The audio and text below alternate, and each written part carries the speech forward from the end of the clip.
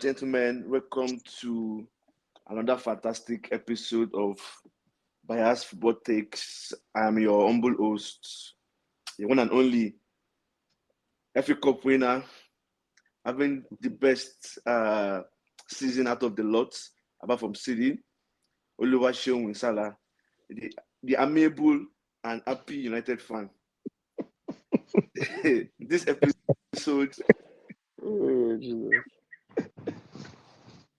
Continue. This episode will be a little bit different from what we've done throughout the season. I will be on the hot seat, quote unquote, and I will have the two gentlemen from Liverpool and Arsenal ask me questions. This episode will be a wrapping episode for the season, and we would have a Champions League episode after the finals on Saturday. So that probably will be a short one. But today, we just came into banter. So I'm open to all the arrows and swords and knives shooting, because now it's their turn to fire back at me, since I've done that all season long. So I have with me, okay, let's start from the top. Let's start from, is it alphabet or league position? Which one is better? Alphabet or... That one is the same. It's the same. So let's start from Arsenal. On my left, we have Adenaike. And to my right, we have a Liverpool fan whose manager is leaving and his banter era is about to start. He doesn't know it yet, but he knows it. We have Samuel Abu. Welcome to my show, gentlemen. So before we get, I don't want to say this is the first time this season where you show there's a lot of energy, man. You're happy for the first time. I'm happy. Actually, the first question I had for him was, You should wait if now. you win FA Cup, would you be doing all this? Your energy is much. There's a lot of energy now. There's energy. There's happy energy after a whole year. Referee has never blown a whistle to start game. If I already started shooting shots, you should relax. You should calm down. But how is it going though? How you guys feeling? Good, man. How you guys feeling about the end of season? You know, are you gonna miss football or are you gonna start? I mean, that's what is about to start in like 2 weeks now. Yeah. I'm actually looking forward to the Euros. I feel like I was looking at the group stages recently, and some of them are actually looking pretty interesting. And there's also Copa America too, right? There's Copa America, yes. Yeah, there's and there's Olympics too. There's Olympics, yes. Yeah, so I think there's going to be enough football until the season starts. I'm not sure. I think there'll be World Cup qualifiers too in Africa. So that should be interesting too. But I mean, for you, like Olu, how do you feel? Honestly, I really want to take a break from football, like, you know, have that proper preseason for myself to like just disconnect from football. Unfortunately, I cannot do that because so many things are just happening. For the past 1 week, so many things, like there's no day that there's no drama. Yeah. And I think nowadays is more of not even player drama yet. It's more of managers. You never go to that point to say, okay, the quote unquote just a part of the transfer window. And the transfer window is not open yet. Yeah, it's mostly managers right now. Yeah, it's mostly managers. And there's so many drama, there's so many things, so many moving parts. It's just crazy. Yeah. It's crazy. So getting right to the first question. First question of the day. Okay. Do you think Man U needs to change Ten Hag? Yes. I'm going to say yes. I've maintained this position from... Yeah, I was going to say, like, he's always saying that. But you can always change your mind. No, I'm not going to change my mind because of what? See, I'll give you an example. There are a lot of people that were Arteta out, right? Yeah. But, you know, he has changed them. He has made them believe, you know. I understand that. I understand that sentiment. And I understand people who feel Ten Hag should stay. But, so, speaking of Arteta and versus Ten Hag, even though I'm a staunch Arsenal hater, right? And I need to be a realist. I think I told you this many times, Olu. Arteta will not survive in another top club. to get What to do you this mean? point, to get to the point where he is now, Oh, right? but Wait Mhm. now, wait, No, relax. No, I continue. mean, I wasn't going to interrupt you. he wouldn't have got to this point. He's done well. I will not say he hasn't done well. He has done amazingly well. Unfortunately, at top clubs, he won't get to that point. So, another thing that top clubs might want to look at right now, at this point, maybe look at where Arsenal was and where he seems to be taking them to. So he showed workings from the beginning, right? He made some very crazy decisions, but eventually it worked out. It was more of it will either go really bad or it will go amazingly well. That's always my statement for all these managers. So for Arteta, it worked out for him eventually because Arsenal gave him time. Unfortunately, at United, there's no time. There's no time. Like you cannot say you need 3 seasons. 3 seasons is too much. For your second season, first season is always like, okay, the excuse is that he's just new, he doesn't have his players. Second season, you have a transfer window. You have 2 transfer windows before the season starts. You have the January transfer window and you have the summer transfer window. So you can bring in your players. Second season, your football, your ideas should start showing. Let's say you don't even want to win anything. I will say, okay, we'll give you 3 years. Rolling targets. The second season, your work should show. And as a top club, bare minimum as a top club, depending on the league, right, should be second plus winning Champions League or winning your local cup, depending on what league you are in, right? I think that's very club. harsh, though. It's harsh, yes, it's harsh for a top club. I'm not talking about Arsenal. I'm not talking about Liverpool. I'm not talking about Newcastle. I'm not talking about Man U. I'm talking about the Bayern Munich of this world, the Madrid of this world, Barcelona of this world. It's similar to an extent, but they are done. Juve of this world, United of this world, right? So that's why. So Ten Hag winning the FA Cup is exactly the same thing that happened when United beat Liverpool in FA Cup. Spirit. It wasn't about any gameplay. Spirit. So that's my answer. Ten Hag should go. So, just real quick, Olua, because I know you're going to say something. I mean, you guys can go one after the other. Yeah, go ahead, Samuel. But Ten Hag, because I was looking at it recently, Ten Hag's record, first 2 seasons compared to Arteta and Klopp, is actually better. Yes. Right? Yes. And you were saying something about Arteta would not be given the same time. This is why I feel like he'll be given the same time, because in his first season he won the FA Cup. I think that's what really bought him time. Arteta? Yes, now. So that's what bought him time. And let's keep in mind that from 2022, he has been showing workings. Who? Arteta. We're saying the same thing. You're just repeating what I said. I'm just saying, like, the point I'm making is that you're saying the Madrid of this world, the whatever. United is not in that category. Right? So it's debatable. I understand why you would say. No, there's one more point I just wanted to add. There's one more point. And you said specifically in regards to the league. The Premier League is very competitive, right? We are having top managers going to that league. You don't expect nobody, if you're not Pep, to just come and the next season you're winning league or you're winning this or that. You have to build your regime. Like you're playing against the Peps, you're playing against Klopp. Like those are 2 solid managers already. Right? So like you can't necessarily just expect any coach, no matter what team, to just come and just be showing working just from the get-go. You have to adapt to the English football, adapt to a lot of things before you can start implementing yourself. So that's my own point. All right. So first point about Arteta winning FA Cup and still maintaining his position. Do you know Xavi won the league last season? Yeah, I know. Do you know what position he finished this season? Second. Yes. Is that a reason? Isn't that enough reason to keep him? I think there's a lot of things going internally about that one. Exactly. There are so many things. So those things that happen internally are the reasons why top clubs will not keep managers like Xavi and Arteta.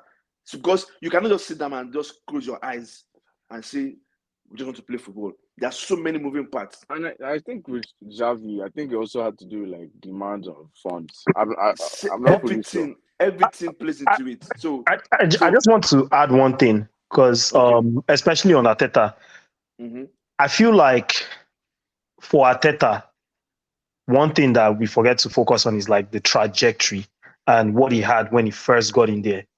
You know, what Arteta saw when he first got into Arsenal was literally our worst possible team, man. You know, and if you compare it to like someone like Ten Hag took over a squad that had like Champions League winners. Yeah. So it's not an excuse to say, oh, Ten Hag is doing better than when Klopp. When Klopp came, your team was trash now. Yeah, pretty bad. Was trash. Yeah, Liverpool team was pretty bad. And we could see like, okay, the first season, like the first couple games, because he came like halfway through the season, right? Season, yeah. You could just see like, okay, there's an idea here. It hasn't been like fully finalized, but there's an idea. The next season, you could see like upward trajectory, upward. So I think there are a lot of similarities between like what Klopp has done with what Arteta is trying to do. He hasn't gotten there yet, though, but there's like similarities. But Ten Hag, you know, I know. But you know the funny thing with Ten Hag, he has still won 2 trophies. It doesn't matter. But at the end of the day, it's all about winning in reality of things. Yes. But let me ask you this question. You said it's all about winning. So if Ten Hag comes 8th next season and wins Carabao Cup for Man U, do you think that's still good enough? No. Yeah. So it's not really all about winning. It's like also the way you guys are playing. I feel like right now Ten Hag is the one coach. Good. Yeah, I think Ten Hag is the one coach in the world right now that like it's not even about the winning anymore. It's like, okay, how are these guys? The performances matter more than them winning for a coach like that right now. You know, to me, it matters more. Like let them be putting in good performances. You know, because they can win games. Might have won a lot of games this season, even last season, but like there are a lot of games that they didn't deserve to win. Let's be real. And to support your points, I think another thing with Ten Hag is more of like the backroom nuances that are also happening behind, like the issues with players, and it's part of like you know what I said. There are lots of nuances with Ten Hag that's making it a problem. But also in defense of Ten Hag, because that was one thing I was going to mention, is that he has not really played his full starting lineup. I don't think he's played his full starting lineup since. Oh my god! Like, let's give him benefit of the doubt that no, he had injury. No, you can't. You can't. Don't give him some benefits. No, you have to give, because like the entire back line at one point. Whose fault is that? So are you going to blame the coach for injuries as well? Okay. So hold on. I'm a United fan here, so you guys asking me questions. I need to start punching holes. I'll be putting holes in whatever you guys are saying. First things first. Backroom staff or backroom drama is part of being a top club. You cannot just, as I was about to say before you guys came in, you cannot just close your eyes and say, we just want to play football. We don't care about what's happening outside. No, we don't care about what's happening in the back room or in the dressing room. It's part of it. I'll give an example. Ancelotti had to leave Bayern because he said his training was too easy. It's part of it. It's part of, and you can, why is it just talking like this? But it's part of how the whole mode is for Madrid. This is why it's successful in Madrid, is because he's seen as the Don. He's handling the backroom situation so and the on-field. And forget about the on-field. On-field is like, okay, like on-field is like cool. If your players are happy, trust me, they will go through the world for you. So when you're having issues in your backroom situation, you know, a lot of owners will say, oh, the players have lost faith in the manager. That's all you need to sack the manager. Because now you say something, and players will go and play something else on the field. One. Yeah, but... Two, excuse of players getting injured. First things first, the players are getting injured. Let's say 2 players in defense got injured. Licha and Varane. You know this from the beginning of the season that this is going to be a problem. It wasn't like you just came in this season and these players started getting injured. You knew. What did you do? You went to go and sign Johnny Evans, who came in as training person. He didn't come to my play. He just came to come and train. Okay, let me just get fit to find another club, and you signed him. Someone that is older than me. He's older than me in football. That man cannot run. So there's no excuse for Arteta. Arteta started at a very bad squad situation, and you can see by middle of the season, you can see his handwork. You can see, okay, he's going to play this way. He wants to play 2 at the back or 4 at the back. Then the fullbacks will come in, go in, do whatever Zinchenko is talking about. You can see it. You can see a pattern. If I ask you now, you're a football head, tell me what style of football. In fact, I didn't forget about style. I'm not really more into style like that. I like style, but I'm not really serious about it for United.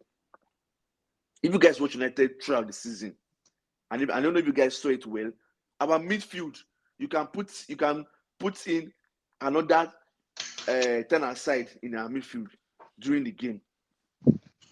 And this happened from the beginning of the season up to all the way. end. Yeah. What the hell?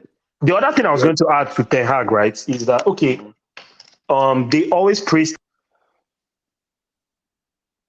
We cannot hear you, Olu. Can you hear me now? Yeah, we can hear you. Yeah. So another thing I wanted to add was that like people praise Ten Hag for the good things he's done, right? So take for example when they won the FA Cup, it's like wonderful. Even despite the way they set up, it's still wonderful. They won. It's a trophy. Same thing as Carabao and all that stuff. But when it comes to the bad things, we start giving excuses for him. It's crazy. So like, just to clarify something, the first point I made in regards to the back room, I wasn't defending him. I said those were the issues that are not helping his case. Like, he's doing a bad job in regards to that. Which is why it will push to them wanting to fire him. Then I now said in his defense, he's also having injury issues. So I just want to make that clear. But and this man brought in players. He started identifying skills so poor. Yeah. So poor. I had to watch Wegos. Do you know how to watch Wegos for almost a whole season? Do you know how crazy that is? And sorry to interject. Also, like, take for example a player like Mason Mount, right? I think towards Mason Mount's last season, he was injured for the most part of that season, right? Yes. And despite that, he still identified that guy and decided that, like, whoa, we need to spend 60-something million. And maybe it's not him that made that decision, but long story short, they decided that, like, we're going to sign Mason Mount despite his injury record, right? And so what's happening now? Injury record like that now? No. His final season in Chelsea, he had. Yeah. Wait. Let me give you guys a fun fact. Let me give you guys a fun fact. Do you guys know that there's an entity, like a group of people, that sign players around the world, and they are connected to Ten Hag? Do you guys know that? I'm serious. So a lot of those players that are signed by United during Ten Hag's period were definitely gotten through Ten Hag's permission to say, go ahead and get this player. Go ahead and sign this player. They will bring it to him. So he has a huge say in what players come to United. So he's using his hand to do himself. Like, they're telling me that, he didn't have his player throughout the season. But at some point in the season, you had a lot of the players that you signed playing rubbish. Actually, all because of one player is injured. Literally, your whole situation is just all over. And we're able to look yourself. You probably have been relegated. That Licha thing is if Bruno didn't get injured. That Licha thing, because I would say from my own point of view, when like we've lost what's the guy's name, Van Dijk, I know the impact he had on our season. Did you guys finish it? We finished. You guys were barely made it. No, that season was actually a terrible season for everybody. Yeah, but you came back at the end. We came back at the end because club figured it out at the end. But you guys ended up being third. Yeah, with your key player out. But like I can tell you that losing your centre back, a key centre back, had a big impact on you, Sha. No problem. I agree, but not impact of you not being it in the league. Yeah. No, and that talk of the league is tough. You have City, you have Liverpool, you have Arsenal. Okay, I give you three teams. Okay, what about other teams? Burnley. We couldn't beat Burnley. We scored 1 goal first leg, and we drew 1-1 or 0-0 second leg. Burnley. I don't even think it's even if you look at like the data for Man U, man, is pretty bad. It's very bad, man. Anyway, like let's move on. Let's question, please. Wait. Yeah. Okay. The second question. Oh, sorry, someone. Did you want to? I was just going to say, like, can we even list out Ten Hag signings first of all? Don't worry about that. Let's move on. We can come back to that. My second question. Don't dwell too much on that. Your second question before you enter your question, Simon. Let me just take this one question. What do you expect from Man U next season? So right now, I don't expect anything good from them. As you are speaking today, right now, at this point, I don't expect anything. And I'll tell you why. Banta era. The moment we finish 8th, right? Let's even say, you allow the manager to finish the season. Because normally I would say the moment it was known that we're not going to make top 4 anymore, sack the manager. No problem. But the moment to finish the season 8th, and it was sure that we're going to finish 8th, just for the sake of respect, that okay, make it no bad, let him play FA Cup final. The moment you leave that FA Cup final, as he's leaving, just collect the cup from his hand and give him the letter. Thank you for what you've done for us in the past 2 years. Hopefully, in the future, we wish you luck. Sack the manager. Now they are still saying that they want to go and do whatever thing that they are going to do. You want to sit down and to analyze the whole situation before they make a decision. That is a poor management skill, because you had the whole season to do that. Then you came in as new owners, no problem. You came in at a very good point in the season. You came in January. From January to date, if you're a football head, if you know anything about football, it's very difficult for anything to change under a manager. I don't think I can only come maybe for my football knowledge. I don't watch a lot of football in my life, but the few I've watched, it's very few for a manager that is doing bad to turn things around, especially if in his 3rd season. So just a side question: do you think what Chelsea did with Pochettino was right? What they did was wrong. For Chelsea, was wrong because you begin to see changes.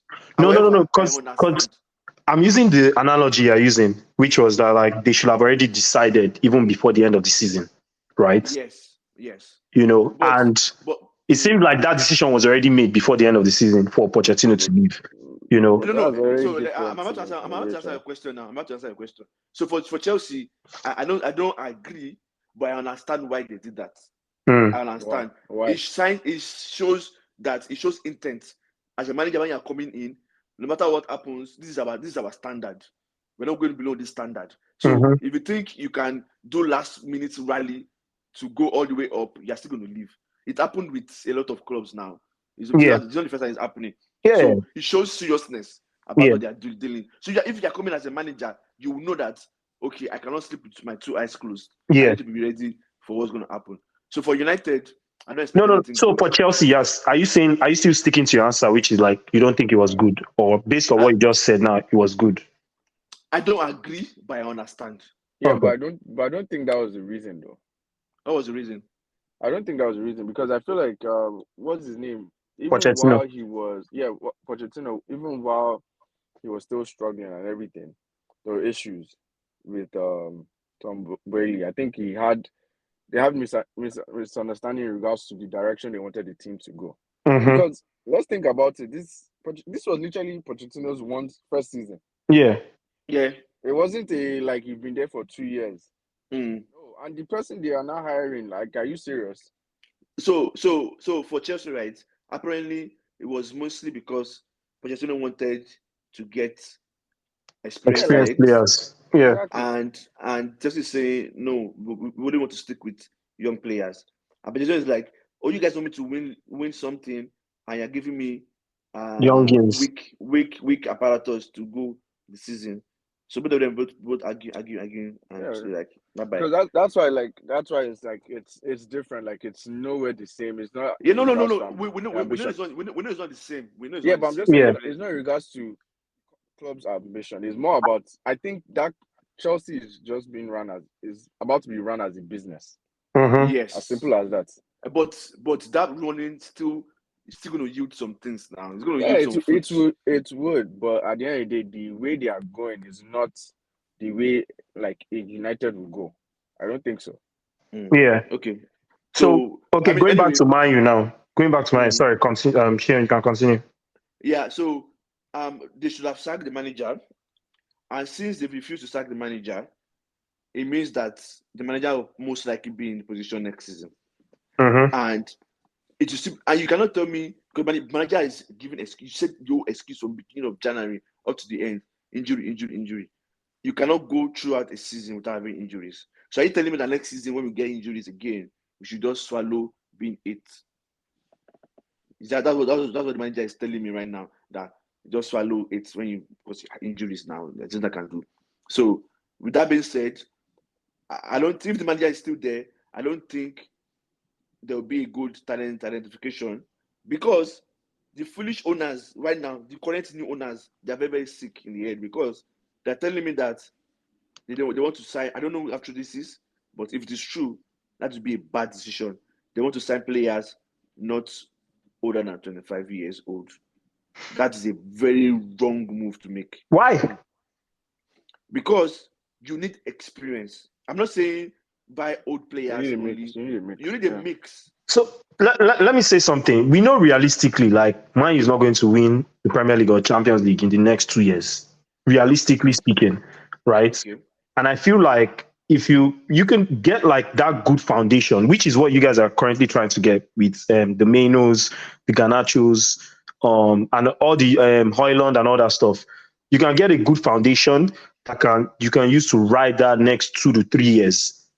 And by that time, by the time that time comes, they're already like 3 years older, 3 years more experience, and then you can now impute like more experienced game changers at that point. You know, I don't think that's a bad idea. You know, but I get what you're saying. Because you want to challenge immediately, Abi. Not about challenging. I'm not about challenging right now. What you said is fine. But tell me in what football that you've been watching football, you started watching football, that a young team graduated to win trophies. All of them are young. It's very rare. Wait, sorry. Man City was a pretty young squad when they won under Guardiola. You know that, right? Are you kidding me? No. Please check the average age of that squad. Define young. I think they were less than like 25, average age or 24. Less average age. What was the experience with those players? No, that's what I'm saying. Like the Sanis, the Sterlings, like there are a lot of young players when they first won it under Guardiola. They still had they had Toure. Like they had key players though. What do you mean? They had experienced players. Yeah. I'm not saying they didn't have, right? That backline, Company and Co. None of them they had experienced players, right? But also that experience is subjective, right? That's like Jude Bellingham now, he's young, but he's very experienced. Yeah. You know. So Jude Bellingham would struggle in a 25-year-old squad. I'm telling you. How? That everybody's 25. Everybody's 25. How? I actually get Shimon's point because like Jude Bellingham in Madrid is very good for him because he's actually working with experienced players. They're elevating his game. Right? If you're playing with youngins that are not on that level, your game will not be elevated. You're not going to show your talent to that level. Like see Chelsea now. Like it's really not. But see Chelsea, yes. See Chelsea. Look at Kopama. Okay. Yeah. So what has that done to them? What do you mean? Like he's balling out. You guys just said like if he's surrounded by youngins, his abilities do not show. Like Kopama is balling out even more than when he was in an experienced team. Experienced team in Man City. He's killing it way more. Huh? The experienced team. Let's not say he's killing. Yeah, he was like second highest goal scorer in the Premier League now. No, nobody is arguing with that part. I'm saying like Kopama did not play enough games in City. Right? Kopama is an experienced player. He's been in City for years. Yeah. Right? Yeah. He came to a dead Chelsea. And I'm not going to say like knock him down, but he took a lot of penalties. But still, despite the penalties, right? I agree that despite that, he was still amazing. He showed himself, yeah, no doubt. But what I'm saying is, if this guy is surrounded with experienced quality players, it's going to elevate his game. It's as simple as that. It's not as if, like, we're not saying you're not going to ball, but in regards to elevating your game, you're not going to do that necessarily surrounded with all bunch of young players. Yeah, true. Not really. You're not going to learn much from them. So who is Garnacho going to look at when he's playing? Because ideally, Garnacho shouldn't be starting games. He should believe in himself. Actually, a good example is actually Ronaldo. When Ronaldo went to Man, he was surrounded with experienced players. They actually shaped his game. You know what I'm saying? Imagine he was in this Man U team. Probably he'll be a Garnacho, or he'll be useless. There's no structure to his game. Experienced players actually coach players, younger players a lot. Like a lot from I agree. I agree to what you're saying. Like, they'll be better, but like, it's not necessarily true that like if Jude Bellingham was playing with youngsters, he will not be. I'm not saying he won't be good. I'm just saying he will not be good, but he will just be watershed. Game. Okay. Anyways, as I was saying, that 25-year-old, who is Kobe Mainoo looking at? Because ideally, Kobe Mainoo should be playing that amount of games.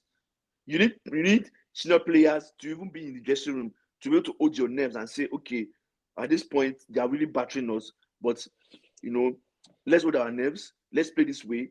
After the manager has spoken, senior players will stand up and say, I've experienced this before. This is how the game is going to end.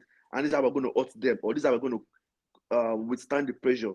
Anyways, I personally, I do not buy that.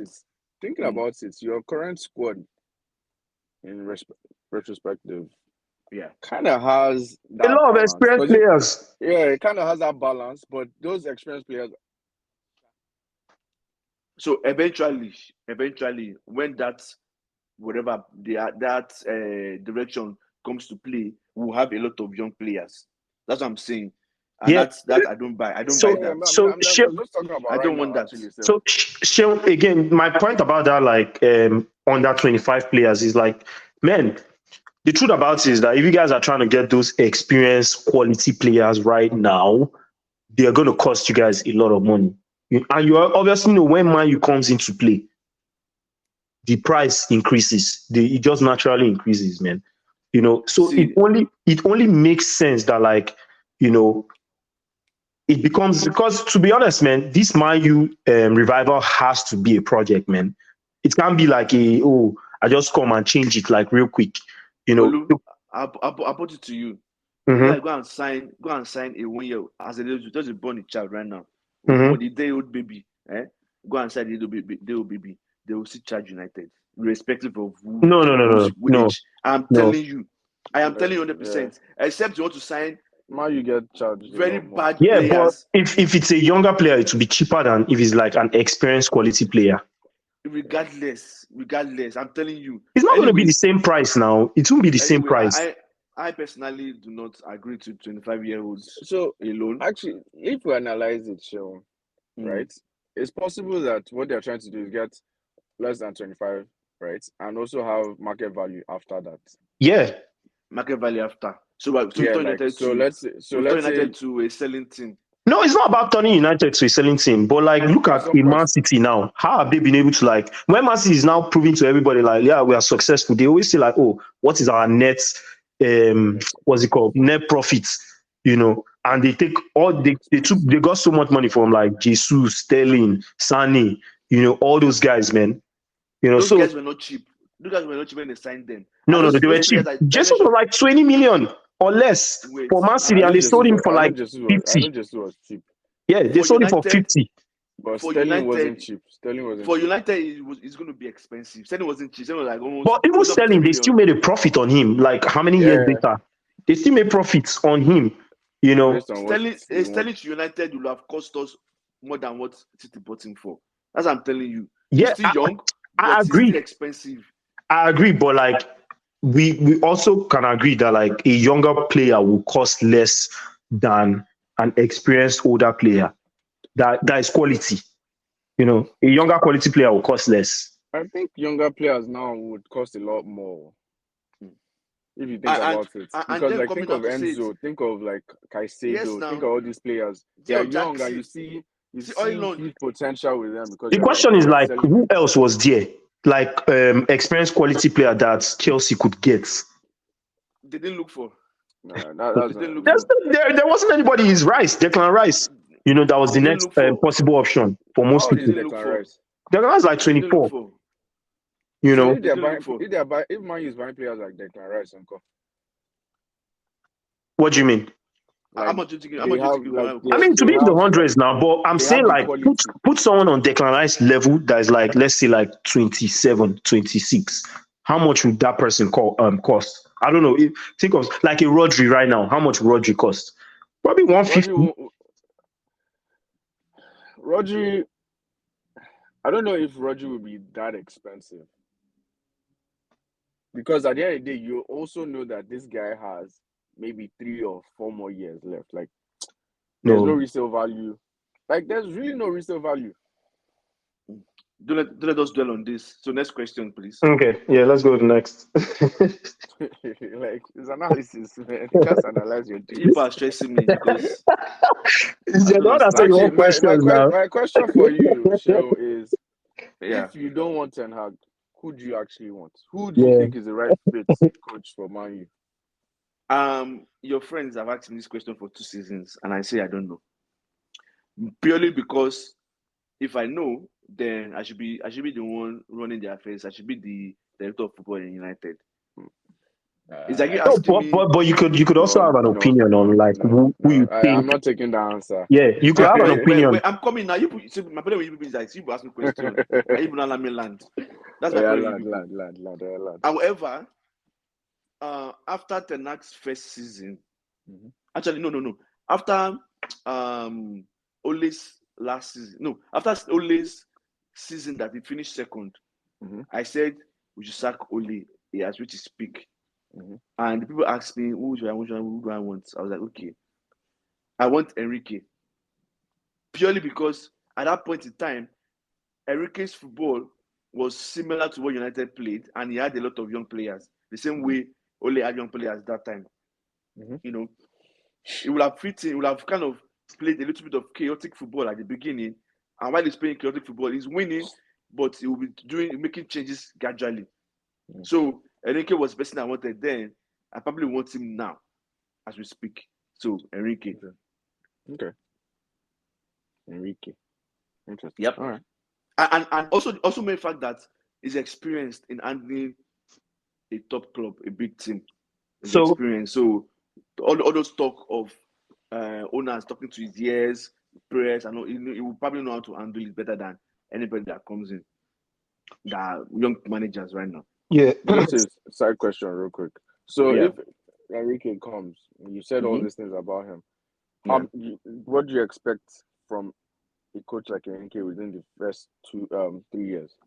3 years? 2 years. 2 years, because that's what he said Man U gives. 2 years. No. Man U is giving them allowance now. He gave only 3 years. 2.5 years. And he's about to give it another 3 years. And he gave Mourinho 2.5 years. Probably might be 2.5. They might fire him mid-season. You never know. Who? Then now give him another season now. Oh, that'd be foolish, because which manager will not come in beginning of season? That's the problem. Allow this man go now, so that the manager can start from scratch. Answer the question, dude. Because you're coming from the middle. You're coming from the middle, and I expect the manager to now perform magic. Like, what the hell? Anyway, if Enrique comes in today, as we speak right now, and I see his signings, I see his direction of what he's trying to do with his players, type of players he signs. By first season, I expect him to make top 4. Yeah. Very first season. First season. If Enrique is the coach of Man U next season? Yes. The very first season, you're making top 4. There's no excuse. Then, I don't think that's far-fetched, to be fair. But continue. Huh? I said I don't think that's far-fetched. Like, I don't understand what you're saying. Then, second season, I expect you to maintain, solidify that top 4, and if possible, be second, because Man City is very strong. So be second. And while you're being second, you go far in Champions League. Not like you'll be last in your group. You go as far as possible in Champions League. quarterfinal minimum. Then by the third season, anything less than going to Champions League semi-final, winning FA Cup, and if Man City is still good, you can be second. I can allow you be second. But that second has to come with asterisks. You're not giving up by January. You're giving up a week to the end of the season. And I'm like, okay, you've tried, you've done your best. Like, there's nothing you can do because you don't have the quality of players that Man City has. So if they're comparable, you guys win that league. You have to be perfect by third season. You have to do what Liverpool did. Perfect. You can lose to City home and away, right? There are only two games with City home and away. You can do that. Other games, I don't expect any L. But that's an unrealistic expectation now, because you have the likes of Arsenal there and Liverpool. They are not just going to see even Chelsea, like Tottenham, Newcastle. Like all these guys are not just sitting down on their hand, like just waiting for Man U to get better. Like everybody is getting better as well. So the first season I agree with him, but after that, So the reason why and you guys have come back to my problem. My problem is I hate projects because the project you are saying you want to do, other teams are not stopping, right? They're not stopping for you. And thirdly or secondly, because you're a top team, there is expectation for you to win something. You cannot run away from it. You cannot run away from it. Unfortunately, you cannot run away from it because the moment you run away from it, then you lose your essence of being a top club. Does that make any sense? Yeah. Okay, thank you. But next question. At the end of the day, just one quick thing. You say it cannot be a project, but at the end of the day, everything about football right now is a project. I don't think there's any coach right now, especially with Pep and Arteta and like solidified coaches there, that will just come to the Premier League and dominate with the league within the first two or 3 seasons. No, I said third season now. That's even true. Yeah, that's what I said too. Okay. So okay. Let me add the caveat to what I meant by project. I understand the project, right? I get that project talk, but show working, show something. Which is fine. Because is this project talk that is making Ten Hag run away? How do you finish 8th in a season and you were last in Champions League that had Copenhagen and Galatasaray? You know how the Bayern that was struggling, but because it's a project, we want to run under that umbrella of it's a project. There's third season coming. Let's be serious. Next question. All right. So my question is like, what positions does Man U need to fill? That's number one. And what players do you think you should get?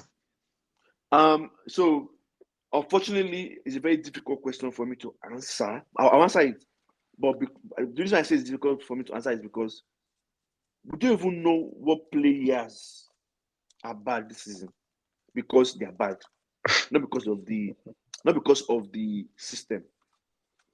I know you guys would think that those players are bad, but I'll give you guys a very good situation. Casemiro cannot go from being a world beater last season, arguably, just allow me use that word, a world beater, or allow me use that last season, and become very bad this season. The reason why it looked like it's very bad this season, look at my midfield. You guys play football. Imagine only you being in midfield and they have 3 players around you, passing the ball around you, doing one touch around you. You cannot be flash and say you want to mark 3 of them. Someone like Rodri, even if forget you have the legs, forget you have the legs. Rodri would be swallowed up in our midfield because where are you going to mark? You have the ball, you look up, everybody's running forward. Like, can you relax? Let's make it tiered. Let's make it the way we want to understand football. Defensive, midfield, and attack. But my players have only defensive and attack. There's no midfield.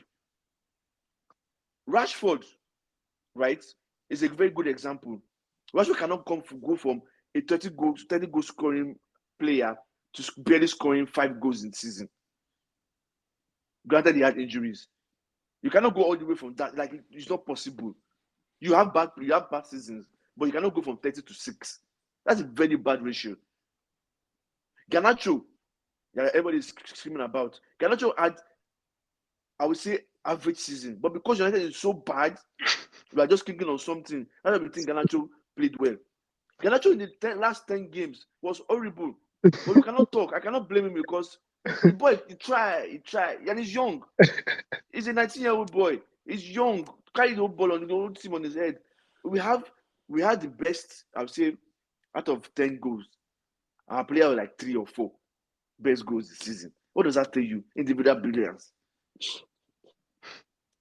Bruno, it's sad. You cannot tell me that Bruno is bad. Bruno is giving assists, creating chances. I love this. And the chances that Bruno is creating, right, are chances that ordinarily in a team that is like compact, it shouldn't be creating those chances. It shouldn't be creating those chances because those chances are like high risk, high reward. You're making like crazy passes that normally shouldn't be made. Then you make those passes, your striker is beside your DM because everybody has run in front of him. There's no space for him to even breathe. And if I don't even pass to him, they're playing ball that is off key. He's singing reggae, they're singing blues. So I cannot pick like a player is bad. Anyway, in defense, because Van is leaving, we need a replacement. They're claiming that there's money from his sales, his wage. Which I don't really believe because we have the Gears money, we have Ronaldo's money, we are which other person, and how are they spending it? You have to go and get bloody mounts. We have to go and get bloody mounts. We have to go and get oil and wasted money. Anyway, we need a left back. That Mr. Shaw needs to be kicked out of my club. Oh, that reminds me. Part of the reason why United will not do anything well is because of Shaw. Until Shaw leaves the club, United will not amount to anything good. So Shaw needs to. We need a good left back. Our right back is solid. I loved what Dalot played this season. I loved it. He cannot do more than that. He did his best. My opinion, is probably my best player of the season. Mm-hmm. I think the one player of the season for you guys now, yeah. Licha, they need to find a solution to our injury problems because why are all my players injured? Another problem. You guys are not gonna hire Arsenal's and this team. I was about to say it though. Arsenal that has history of injuries. And I say that's the medical staff that we want. I think that with that kind of mentality, kind of sense, business acumen, do you think United is a serious club? Yeah. So Licha needs to find a solution to his injuries because if not, there's nothing. Because then our manager will have an excuse that my players are injured. Defensive mid, Kobe Maino is not a DM. Unfortunately, he's not a DM. He's a central midfielder.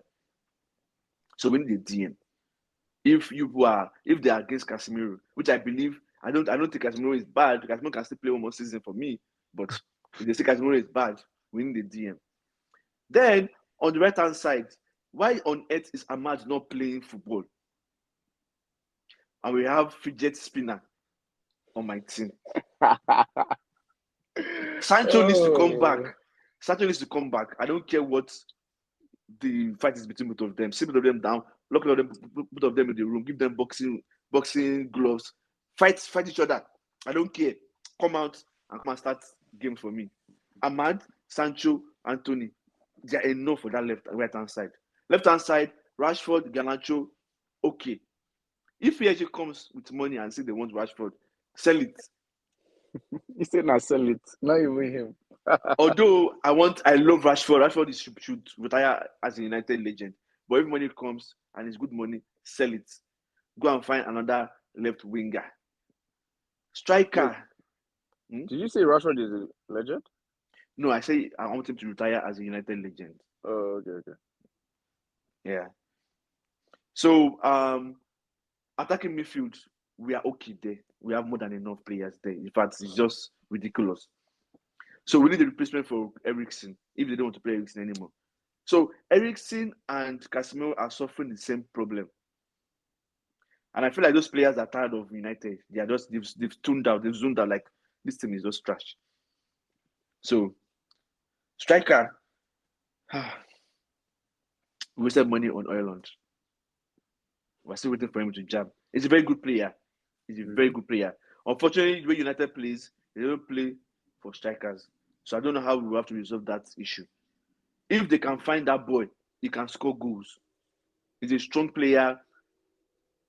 I'm not seeing the technical side yet, but I believe he's there. His clinical is questionable.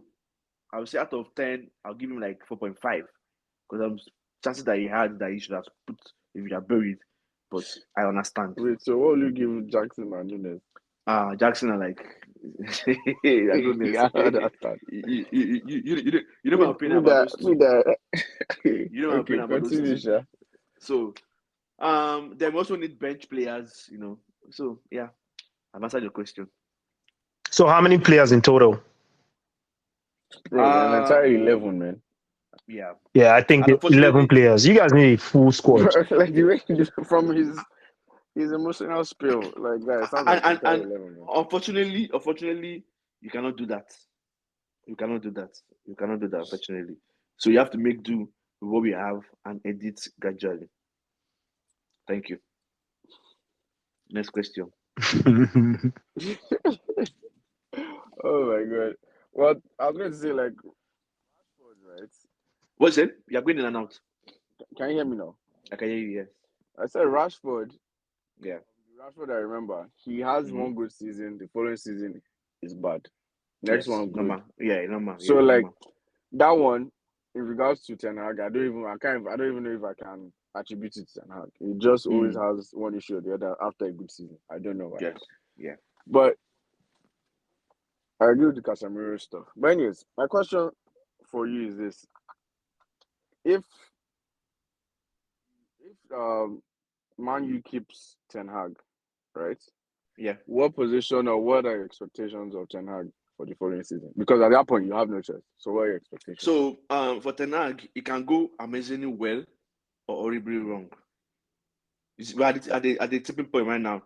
So it might work out for him. I don't know. Magic can happen. I don't want to, I don't want to just put him away. He's a good manager. I'm not saying he's not a good manager. It's just that first things first, I feel like EPL shocked him. Then United, the weight of United is too big for him, which is very, very bad for a manager to cave on that kind of weight. It's horrible because life is not difficult. To manage a team is not difficult. Hold your nerves. Be a manager. Yeah, you as it's like you wanted to be a president of your country and you're not get that, be like, the work is too much for me. No, immediately we're not prepared. Anyway. Wait, how did he cave though? No, I'm saying like the rubbish he played, like he just couldn't manage it, in my opinion. Anyway, for him, it's either we finish top 4 because that's the max you can do with that mark. I don't think any magic is going to happen. I don't think anything is going to happen. I don't think anything's going to change. But if anything changes, well, I'll enjoy it. But right now, So what would top 4 and Europa League? How does that sound for you? That's the max I feel like you can get.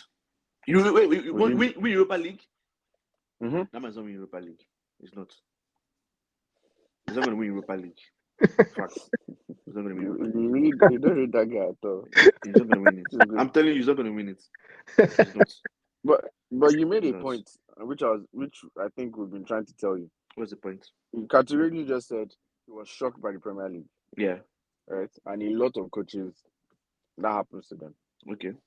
Unless you have massive financial backing or like you are given the time, you just have to adapt one way or the other. Like you're not. That's what I'm just emphasizing. Like there's no coach that I see coming. The only person that we thought would do it was Pep, and he couldn't. So thank you for that statement. I just remember something now. Mm-hmm. Tell me which player in Everton would start at United. Brent White. Onana. Brent White. Onana. Okay. Who else? That's about it. Okay. Did you know that they reduced Everton's points twice this season? And it didn't affect their mentality. If it was my Ten Hag would relegate us. Because the excuse would be, it's not easy dealing with the disturbance from the FA. They reduced our point the first time. We struggled. We came back. They reduced the second time. We are human beings. It's going to affect our mentality, our psyche. Players are down. Yeah. EPL shocking doesn't mean you should finish 8th as United because you have quality in that squad. Again, out of 10 goals of the season, you had maybe 4 as nominees. You had Onana making saves. You had somebody in Bruno winning, being the top of the chance creation chart, right? So it's not shocking. Shocking is feeling 6th. I give you say bad as a bad 6th. You're shocked, and that 6th is first season. Second season, excuse me, you have to adapt now. You're a human being. Adapt. God created us to be animals that adapt. Yeah. So it's like you going to go and live in Minnesota. The first year, the winter shocked you because you were not prepared. You caught pneumonia. Second year, you have to pack your house now. You have to be prepared. You have to buy a boniki, buy thick socks, buy thick jackets, buy thick gloves. Wear hoodie, use windbreaker. Wear what's that? Head warmer. Drink tea, drink hot coffee. Don't eat salad. Eat hot food. Be prepared. That same second year, you say, "Oh, I was shocked by the winter." Yeah, you're not a serious human being. No, but are you talking about second season or first season? I'm talking about second season. 8th. You shouldn't be finished 8th. You shouldn't finish 8th. So I'm sure most Man U fans, right? One of the reasons why they want Ten Hag to stay is because they pretty much just say yo, most of our previous coaches have been sacked and it hasn't worked for us. So at least once, for just once, we need at least a little bit of consistency. What do you say about that? I say that's bullshit. I say that's nonsense. So I understand them because I feel like a lot of United fans have lost that pride. They've lost the knowledge of how big the club is. So maybe they've seen that United is no more a big club. They've accepted the fact that they should be vying the same position with Everton and Fulham, because at some point Madrid had one manager per season, and that didn't stop them from being great. So if they feel that they need time, maybe until Ten Hag relegates us, before they come to realization that when manager is not working, it's not working. So his opinion is fine. I'm not going to fight against them. Maybe if United relegates, the eyes will open. Can you guys ask another question apart from United, please? Yeah. No, I'm going to ask about Mason Greenwood. What's your opinion on him and the transfer? What do you think should be done with him? I think personally, I don't think he should come back. I'm going to tell you 2 reasons why he should not come back. First reason, the whole thing is a bad situation. I don't think United should be associated with him because of that. And secondly, this was selfish reason. The manager will use that as an excuse. You say, "Oh, Greenwood was a distraction to the team. That's why we are playing rubbish." So I don't want any excuse at all. No excuse. And Greenwood is a fantastic footballer. He's very good. Unfortunately, for what he did, I don't want him in my club. Unfortunately, I think it was even Getafe's player of the year. He was. Carriers gone. Which is ridiculous, but it's okay. Next question, please. All right.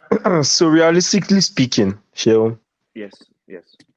Remove all the hate. What do you think is Arsenal's expectation next season? Arsenal should win the league. That should be it for them. Arsenal should win the league. realistically. Unfortunately for Arsenal, which is part of the reason why I have problem with Pochettino and who again? And Ange Postecoglou, whatever his name is. Mm-hmm. If Arsenal had tried to win a cup in this their 2-year run, I don't think people would really talk too much about how good how close they are to winning the league. People will understand that, oh yes, they tried and they had this cup.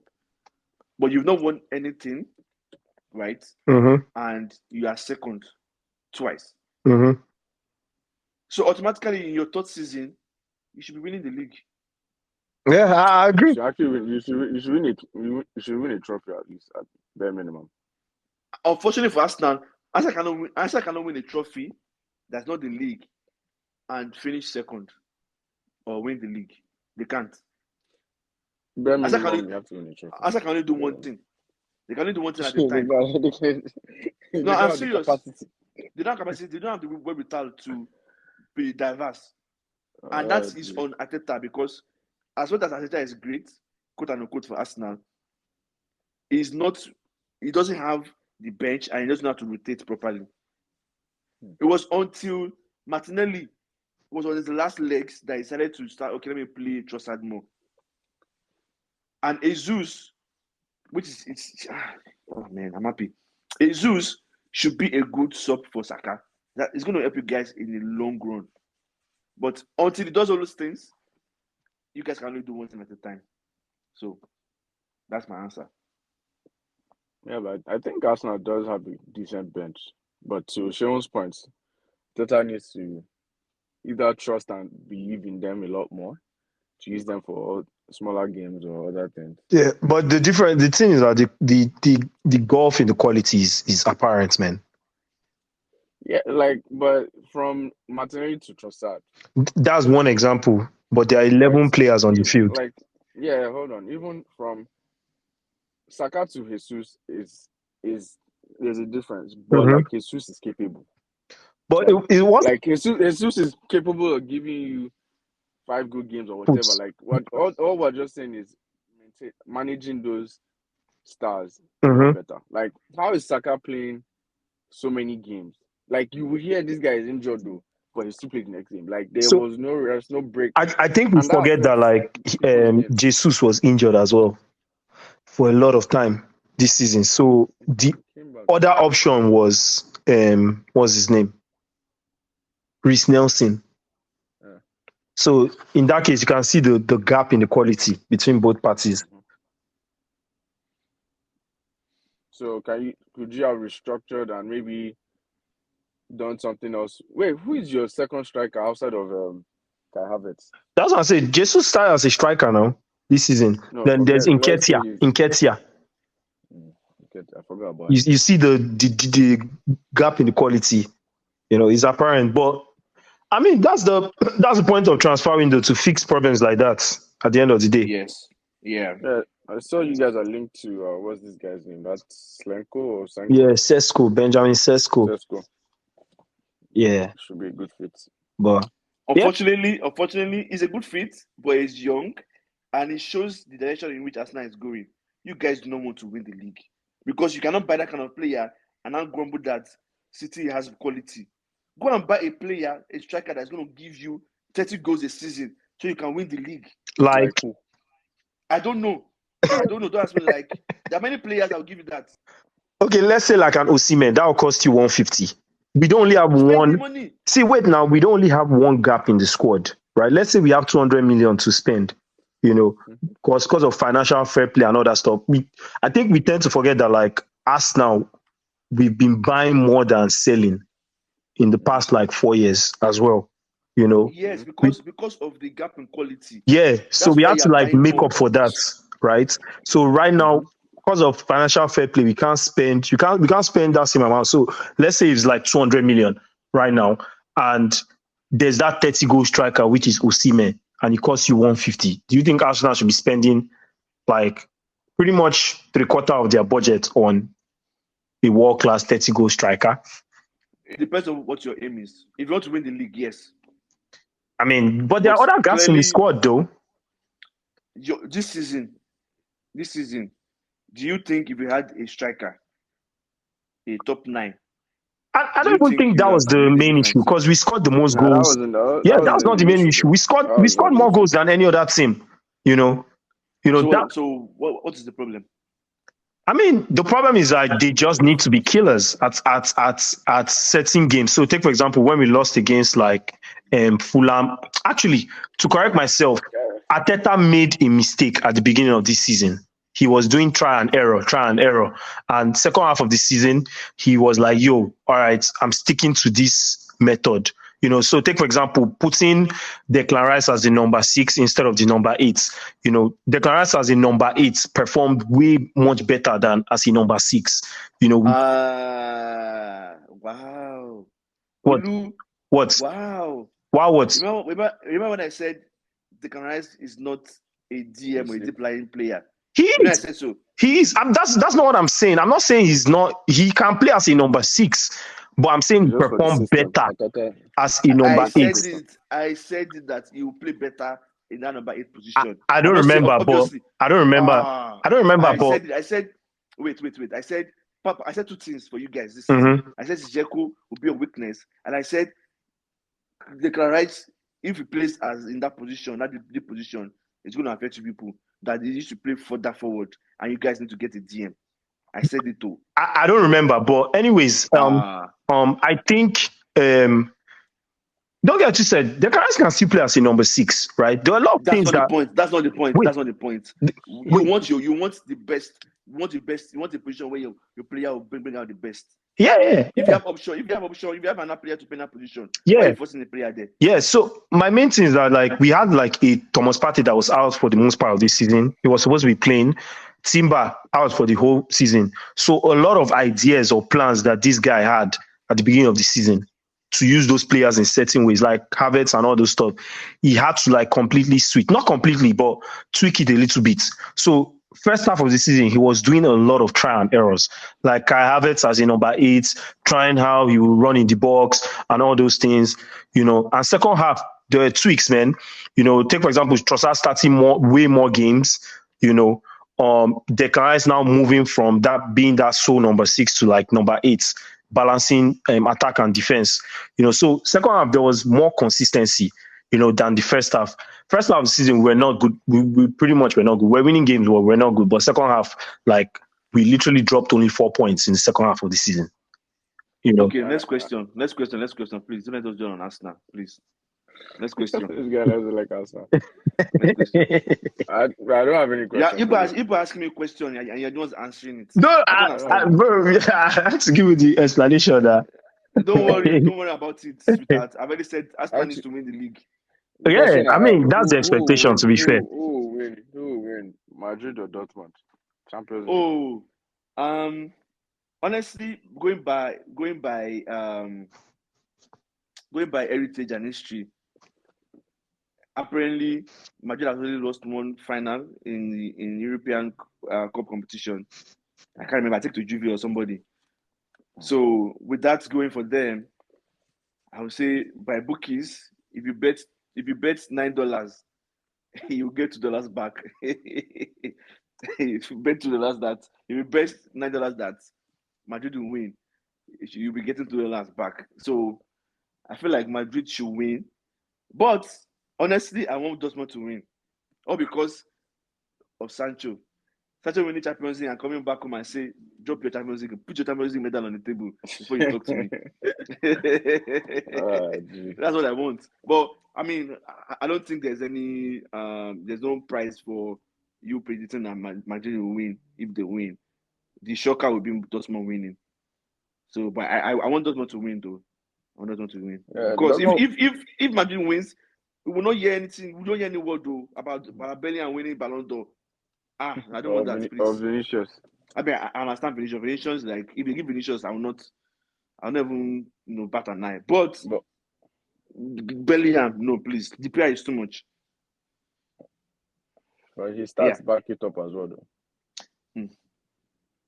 Okay. Start. That's what people look at now. At the end of the day. Any other question?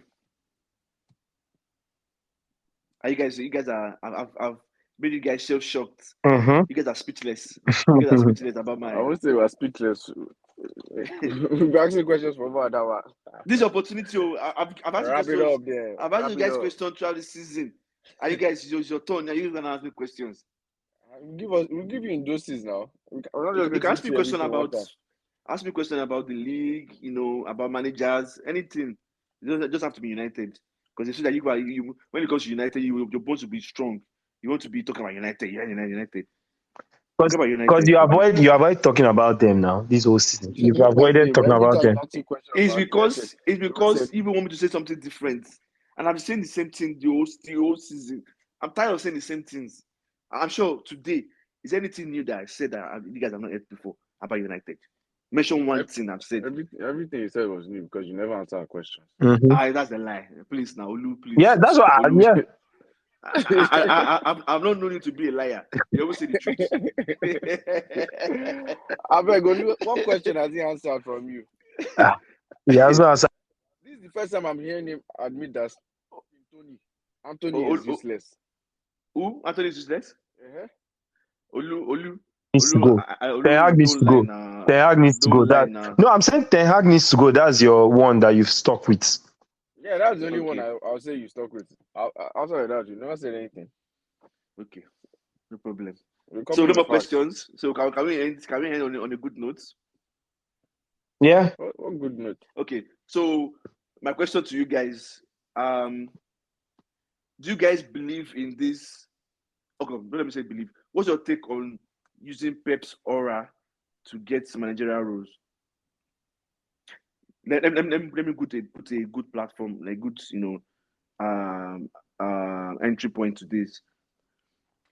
Chelsea about to sign a manager who worked under Pep for 1 year, went to Leicester City for like I think half a season or how many seasons? Now I think that was first season with them. It's not to a season. It's not a season. It's like a year. Didn't he start with them? No, I don't think so. Championship. No. So he's coming to Chelsea, and apparently Chelsea wants to sign the next Arteta because of Pep's aura, and he's about to give this man 5-year contract. Company that delegated a team in EPL is being rewarded with a managerial position in Bayern. Granted, Bayern were searching for managers all over the world, and everybody's saying no. If Sam had put up his CV on LinkedIn that he's open to managerial position, they'll have called him for interview. They'll call you for interview. So I understand that. But that shows how far Bayern has fallen. And 100% the company got that job because of Pep's aura. So what's you guys think? Pep actually had a say though. I read something about him actually having a say. It's same thing. Aura. He suggested company. Okay. So what do you guys think quickly because I think for a player like company, it's not just like a manager. It's not just about like he relegated. Manager, correct. Oh, sorry, manager like company. It's not just about he relegated with Burnley. They didn't have the quality to play the football that he was trying to play. Okay. They were pretty like they played good football, but when they came in front of the goalpost, it was pretty poor. And I think in the last year's championship, they literally broke the championship record in the previous year before they got promoted to the Premier League. But the quality of the Premier League is just completely different, man. Like, okay, hold on. Sorry to cut you short. Yeah. So are you telling me that if company carried them to Premier League and I think they had like over 100 points, I can't remember. They had 100 or something like that. So is there enough reason to give him Bayern Munich's job? No, it's not. But I see what they saw. That's pretty much what I'm saying.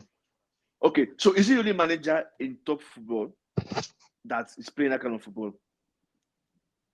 No, because he's not the only manager. They probably tried to get other managers like Alonso and so on. They tried. They just didn't find, and that's when they now came to company. He was like probably like one of their last options. if they had gone to go and talk to the man that just won Europa League, would we have had this conversation? But maybe the way they wanted to play the same way.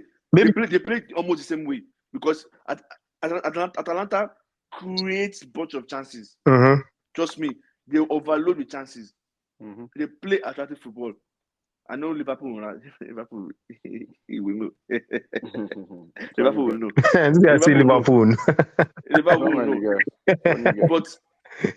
But are you telling me that if they went for that man, would we be having this kind of conversation? Because that man is experienced. Yeah, I mean, no, we'll not be having this kind of conversation. But what pretty much I'm saying is I see what they saw. You know, do I agree with it? No, but I see what they saw. Actually, to what you said, Sean, if he hadn't won the Europa League and they went for him, people will question it. Yeah. Yes. Yeah. So let's not like. No, I agree with that. I agree with that. But to the question you asked, Pep is, to be fair to him, he's the standard or modern standard for a football coach. Everybody wants to be. I think he's the greatest manager of all time, man. He probably is. Arguably, he is, man. See, his impact on football has superseded any other coach's influence in history. Like, what was his impact? What's the impact of football? What do you mean? What's his impact? Everybody wants to play tiki-taka. Let me just finish my point. Just say it now. Say it. There's tiki-taka, right? Yeah. Tell me which. Hold on. Let me finish my point. I beg. Let me just finish my point. You guys go on a tangent again. Okay, go ahead. The whole point is that he is the modern standard. He has set the standard for football, as you guys were trying to point out. Right? And everybody's goal is to now play like that and win. Like. So at the end of the day, you see someone being successful and you see his prodigies also being successful, you want to follow in that line. Keep in mind, Alonso is also one of his prodigies. How? Right? Okay. No. In the sense that he was coached by him. No. Oh yeah, he was actually. Hold on. He was now because it's not as if. Keep in mind, it's not as if company coach under Pep now. Coached by him, and everybody was influenced by Pep. It's as simple as that. It's not as if like he necessarily coached. Mr. Abu, please, we try that statement. So let me answer the question, Shane. You said what have you done, right? Oh no. Before you get to that point, Alonso is not Pep's protege because he's this guy. You haven't disrespected your club. Because Alonso played longer under Benitez than any manager. But that doesn't mean now. Okay. Wait. Alonso's dad was a manager. 2, Alonso played under Mourinho, played under Ancelotti. Then he now played under Mr. Pep. So he's a student of football. Point blank clear. Also, they don't even play the same way. Unfortunately, they don't play the same way. So because wait. Okay, but mention one. That's what will be said now. Ah, good. Mention one. That's what will be said. Mention one club that plays tiki-taka or plays like Mr. Pep that has won the league. Which league? Any league in the world, even NPFL in Nigeria. NPFL in Nigeria. Jokes, man. Mention one club. Most of Pep's influences are more recent. Okay, the recent ones now, at least. Yeah, they're more recent now. Like, actually, give them time. Give them. Even Adenaike, is it not possession football? Tiki-taka. Adenaike is not tiki-taka. Adenaike is not tiki-taka. So what Adenaike was Adenaike that used those 3 players to win everybody. Neymar, Messi, and Suarez. It didn't have midfield. Okay. The thing is that Ligue 1 is actually just useless. I can't even call Ligue 1. No, he had midfield now. Rakitic. Who's the other 2 players? Iniesta. Did you guys watch Barcelona in that period? So yeah. What did you say? What did they play? It wasn't tiki-taka now. It wasn't tiki-taka. All they did was get the ball to those 3 animals. And those 3 animals will go it out in the front. Okay, but going back to the conversation, like, why wouldn't you say Pep is the greatest manager of all time at this point? It's not. Because there are older man. You know, the same conversation we had when we were asking about Wenger. There are people that have coached in the past. Yeah, but like Guardiola has like killed every other person's record. He has like 30 trophies in how many years of coaching? He doesn't have the most trophies. Yeah, of course he still has years now to catch up, right? So if we do trophy per season, his numbers are the highest ever for any coach. Right now, is Alan the greatest striker in EPL? But that's a different conversation. It's not a different conversation because he still has time, right? And he has destroyed. No. The reason why I say that's a different conversation is that, like, what's his name? Guardiola has shown that most of the teams that he has coached are the most dominant teams, man, in every aspect, defensively, offensively, chance creation, just any aspect that you want to say about football. Like that Barcelona squad was the first truly coached team, man, that we ever saw. Like truly coached team that we ever saw in history, and that's why they dominated. What? But you guys, now, that's why they dominated the world. Recency bias is just bad. That Barcelona team will beat almost every team in history. Literally. You are insulting your club. You are insulting your manager. How? Your biggest manager. How? You are insulting Wenger. Wow. I say he's the first most coached. Anyways. No. See.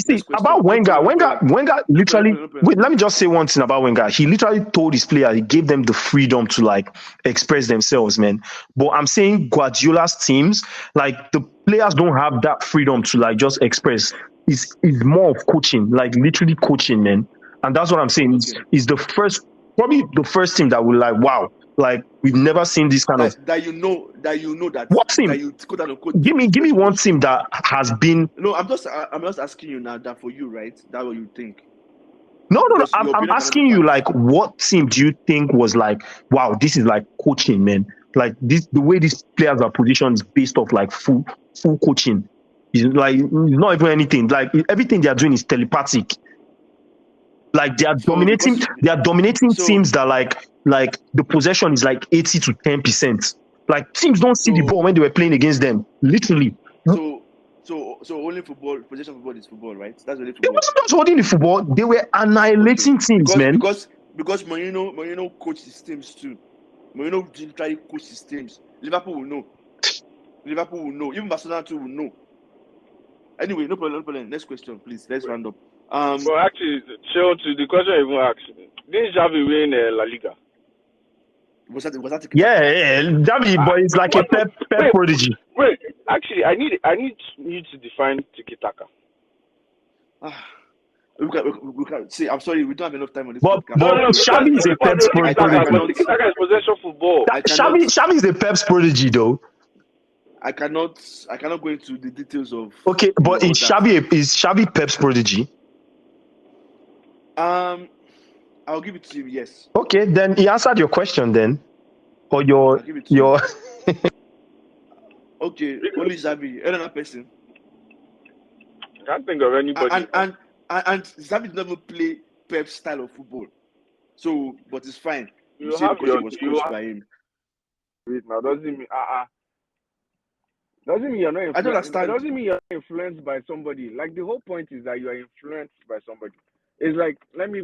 So if quote unquote, if Pep's style is tiki-taka, and you're being influenced by Pep's style, by Pep, are you supposed to be playing tiki-taka too?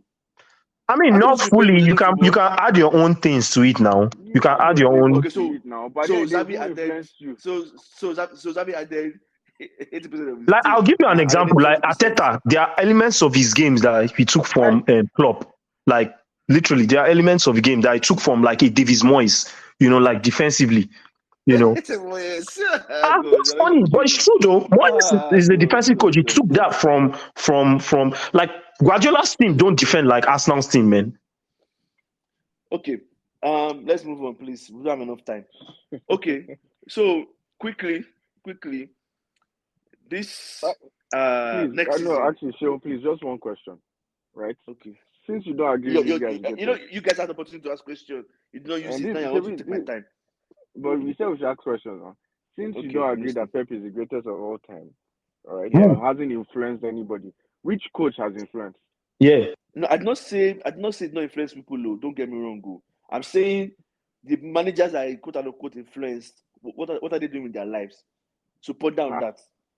Don't worry, you ask this question next time. We can have part 2 of this same time. Right. So question last to round up this because we've really gone far. To round up this segment or this podcast, what are you guys expecting next season in EPL for your teams?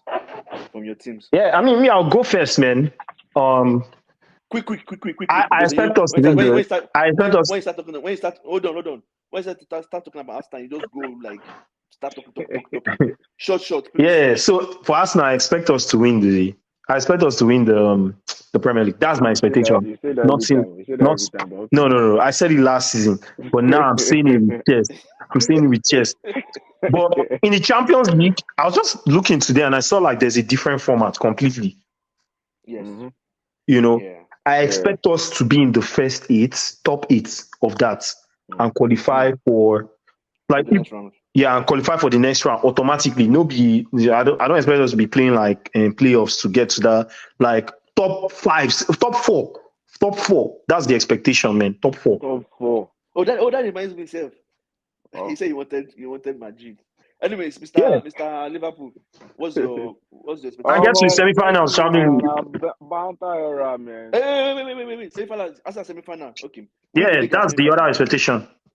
Okay. Yeah. So any of those two failed? Yeah. Mr. Liverpool. Yeah.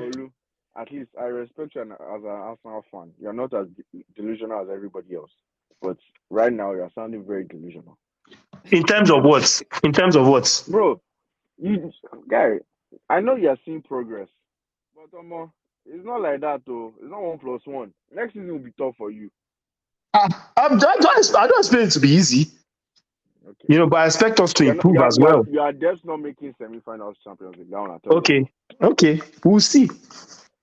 The Premier League, you winning it, I think is more realistic this next season because I think it's most likely going to be 2 horse race. You and City. Do you realize that like AC Milan made the Champions League semi-finals 2 seasons ago? Okay. Right. Where are they? See, all the way Arsenal fans analyze football. What did they do? I don't understand. No. What my main point is that like you're saying it's it's easier to win the Premier League than Champions League. My main point is that like wait, let me finish. Sorry. My main point is that like sometimes you can be lucky with draws, right? In the knockout stage. And I'm just giving an AC Milan as an example. They met like Tottenham, Napoli with a very injured squad, and so on. And that made their path to the semi-final easier. And when they now found a really good team in the semi-finals, they got smart. Sometimes you can just be lucky with draws. I'll tell you this for a fact, right? You had a good draw, and you guys. Do you agree with that? We had a good draw and what? You messed it up. You fumbled the bag. Like, what do you mean a good draw? What do you mean a good draw? Your knockout round was Porto. The next one was Bayern. Right? All this Bayern, especially when you met Bayern, the Bayern wasn't the Bayern everybody knew them to be. Mm-hmm. And you didn't overcome that. But I think people tend to forget that, like, Porto considered the least amount of goals, apart from Arsenal, until the point we met them. They considered the least amount of goals in the Champions League. People don't know that. A lot of people don't know that, So if I tell you Leicester consider the least amount of goals, okay, so what? No. I'm telling you that that Porto squad defensively. You're calling yourself a big team. You think you want to achieve great things. All I'm telling you is this: it's not as simple as it is. You have highs and you're going to have lows. Your lows are coming next. Please, let's move on now. Anytime I talk about Arsenal, just waste time. For me, I cannot hear you anymore, Mr. Abu. Where did you go to? So I think he dropped off. We dropped off. You see what I was saying? Let's talk quickly about things. But when it comes to Arsenal, we're just wasting time. Talk about Arsenal every time. All of you want to express your opinions now. Then I have to correct those opinions. It's about just wasting time. Anyway, so for the league, for like in football in general, what are your expectations? Oh, for me, the league is like we need to win it, man.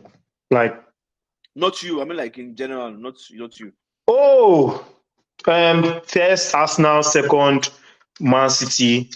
I think Liverpool will drop. I personally think they will drop because I don't know this guy, man. I've never seen what he has done, But I don't know what to expect from Chelsea, So I just don't know. I don't know the rest. I just know top two, but I don't know the rest. Like I don't know what to expect from Man U, Chelsea, Aston Villa, all these guys, man. Things will be more different next season. You forgot your third favorite manager. Who? Suppose. Oh, Angie. Hey. Angie. Oh, Angie. Hey. I don't know what to expect from him too, man. I told you guys about Spurs, right? But he was fifth. He did really good. Okay. He's not even in Europe. But he's in Europa League. What do you mean he's not in Europe? He's not. They qualify for Europa League. United kicked them off. No, you kick Chelsea. You kick Chelsea. And so we kicked Chelsea. Wait, what position did Chelsea finish? Chelsea was sixth. Tottenham was fifth. Wait, can you hear me now? I said Tottenham. Yeah, we can hear you. Okay. Tottenham is going to Europa League. No, they're going to Conference League. No, Chelsea is going to Conference League. Mm-hmm. That's correct. So Spurs is going to Europa League. Yeah. That's what I was like. He did well. He did well this season. Although it's very stupid. If he won that game against Man City, they will have qualified for Champions League. He wouldn't have won it now. I don't understand what you're talking about. He has not won 5 games in a row. Now against City now we come. Anyway, Mr. Liverpool, let's talk. I said, for me, in a banter era, man. Let's see how it goes. Angie Slots. I'm not today. I know the jokes that'll come up. His name is a slot. But anyways, fake manager. All the managers that have both heads. I'll rather expect the list, and whatever happens, I won't be sad. If it's good, it's great. I'll take it like that. But I do believe, I expect him, if he's able to keep like all those key players that we have, I do expect him to make top 4. Yeah. I feel like Liverpool might just find a way around this. That's what I believe. And for some weird reasons, I feel like this is weird though. Like I love Klopp and all, but something is telling me the guy might achieve more than Klopp. Something's telling you what? He would achieve more, like he'll win more trophies than Klopp. Oh, slots. Yeah. God. It's weird. It's weird. And I like, let's see if I'm wrong. But I feel like Prophet. I don't know say you don't join. I don't know say you don't join prophecy and you see, Sheo, Mao was not even as bad. He said you outperform Klopp. I said you win more trophies than Klopp. And now Klopp won 8 trophies though. Thank you. I don't think. Just watch. I said it. See, I start calling you Prophet Abu. But what I was going to say is this: another factor to that is this guy is probably going to leave at the end of next season. Pep, right? But I don't think Pep will be there for max 2 seasons. You're giving Olu, what's it called? Pope. I'm giving Olu Pope. But we're next in line. We are next in line, man. The next in line now. 5 seasons. 5 seasons next in line. But I'm not gonna lie. I would rather Arsenal beat Pep to it than he lose, man, than we win it. Oh God, please, win and win. Anyways, thank you very much for this format. Hopefully, we'll get back. You guys should come back after Champions League. You guys should come up, right? Even if it's for like 15 minutes, 30 minutes, let's talk about. By then, things will have happened again in world football. We can have time to talk about managerial movement. I'd like to actually talk about that. Yeah, we'll take our time for that. Anyways, thank you everyone for listening up to this point. Yes, I've been on fire, and I can take it. As you can see, these two guys, these two gentlemen, were not enough. So I'll go back to my normal position in next episode, and I'm going to show them well. I'm going to show them Pepe what they should have done. I'll teach them how to do it. Thank you for listening up to this point. Thank you for sticking with us all the way from the beginning of the season till date. It's been a good ride.